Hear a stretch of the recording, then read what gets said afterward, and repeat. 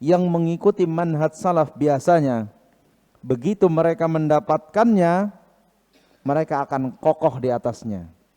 Mereka akan kokoh tegar di atasnya. Tidak berbolak-balik, enggak mencela-mencele kata orang Jawa ya. Enggak kesana kemari lagi. Sebagaimana ini yang terjadi biasanya di orang-orang yang menuruti hawa nafsunya, ahlul ahwa. Karena apa? Ibarat benda gitu kan, ibarat benda ada cangkangnya, telur lah misalnya, telur ya. Telur itu kan ada papannya itu. Telur ini kalau nggak ditaruh di lantai yang rata biasa, miring sana, miring sini, masih mau ke sana, belum duduk dia, belum di tempatnya. Tapi coba sudah ditaruh di kotak telur itu, serok. Bawanya sambil gini-gini pun sambil jalan nggak akan masalah.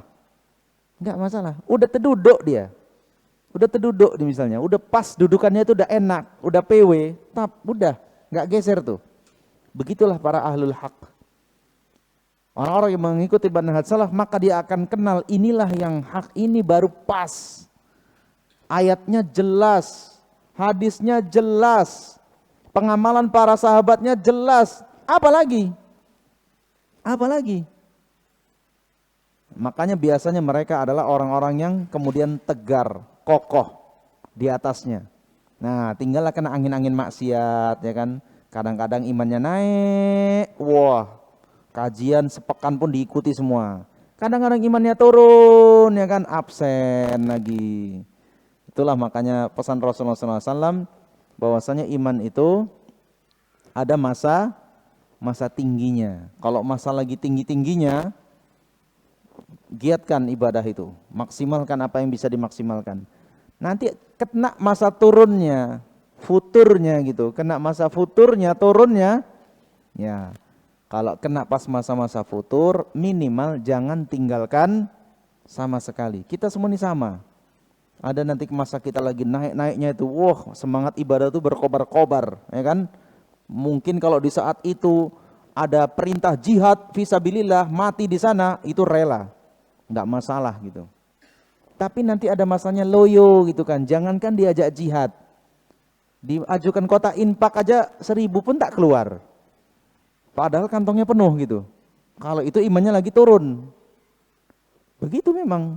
Ya itu akan kita alami semua. Ada masa kita naik, sangat bersemangat. Ada masanya turun. Ya begitulah Ahlus Sunnah.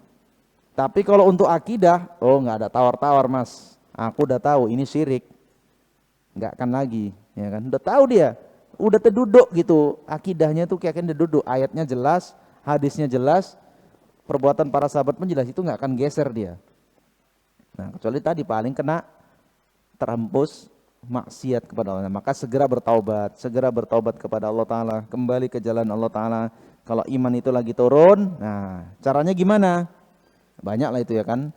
Caranya balik lagi ke majelis ilmu, cari kawan-kawan yang bisa nyemangatin. Jangan udah turun cari kawan yang sama-sama turun, ya udah selesailah. Meluncur jadinya dia, terjun bebas. Jangan kalau lagi turun cari kawannya lagi naik imannya, biar bisa diboncengnya kita, naik lagi jadinya. Gitu ya. Jadi itu kebiasaan biasanya orang yang sudah mengenal manhaj salaf, dia akan sabat di sana, akan kokoh di sana. Karena dia tahu, kalaupun dia langgar dia tahu dia salah.